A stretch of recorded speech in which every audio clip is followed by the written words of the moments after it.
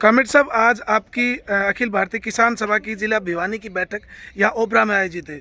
तो क्या कुछ आपके क्या मुद्दे जो आज चर्चा की गई, क्या रहा आज बताएंगे? सबसे पहले तो ये जो भयंकर ओलावृष्टि हुई है वो भिवानी के भी काफ़ी सारे गांव में फसलें नष्ट हुई हैं और प्रदेश के दूसरे इलाकों में भी हमने उसके ऊपर अफसोस प्रकट किया है और हम उन तमाम किसान खेत मजदूरों के प्रति हमदर्दी प्रकट करते हैं, क्योंकि फसलें जो पकाई के अवस्था में आई हुई थी और ज़्यादातर खर्चा उनके ऊपर लग चुका था। इसलिए एक तो ये निर्णय हुआ है कि कल प्रशासन से मिलेंगे और स्पेशल गिरदावरी की मांग करके मुआवजे का सवाल बहुत महत्वपूर्ण हो गया है। इसके अलावा आज जो किसान आंदोलन की दिशा है, जिसमें एमएसपी और बिजली बिल और जो लखीमपुर खीरी वाला सवाल और कर्जा मुक्ति का है, उसके लिए 14 मार्च को दिल्ली में रामलीला ग्राउंड में एक किसान मजदूरों की बड़ी महापंचायत होने जा रही है।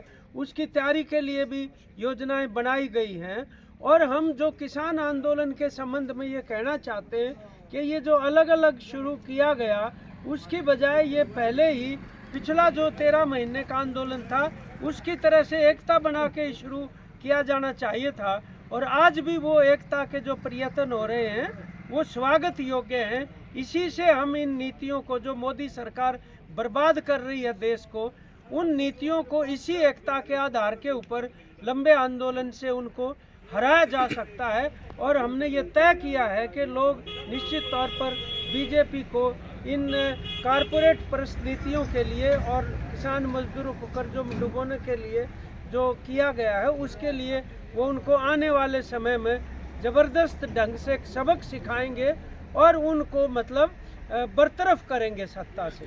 कामिड साहब, अब परिस्थितियाँ कुछ ऐसी है कि बहुत जल्दी आचार संहिता लगने वाली है और ऐसे समय में आंदोलन करने का कोई औचित्य नहीं बनता। तो क्या संयुक्त किसान मोर्चा, क्या आपके कुछ साथी संगठन जो पंजाब से दिल्ली बॉर्डर की ओर जा रहे हैं वो गलत रास्ते पर नहीं चल रहे? नहीं, बात ये नहीं है। असल में आचार संहिता का और आंदोलन का सीधे तौर पर कोई ताल्लुक नहीं है, बल्कि हम ये कहते हैं आचार संहिता लगने के बाद देश में बहस होएगी, हर एक मुद्दे पे पार्टियां अपने घोषणा पत्र जारी करेंगी।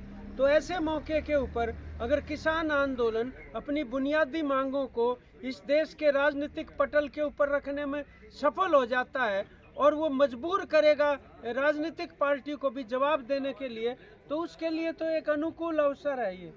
यानी कि आप पूरी तरह से तैयार हैं आंदोलन पूरा उठाने? बिल्कुल बिल्कुल, हम ये चाहते हैं कि जात धर्म के जो फूट परस्ती के नारे हैं ये भारतीय जनता पार्टी के, और नफरत फैलाने के जो प्रयत्न है, उसकी बजाय लोगों की जो रोजी रोटी की समस्याएं, शिक्षा स्वास्थ्य की है, वो सामने आनी जरूरी है। और ये उसी के लिए कैंपेन और संदेश हम गांव गांव और घर घर लेकर जाएंगे। जी, शुक्रिया कामिड साहब।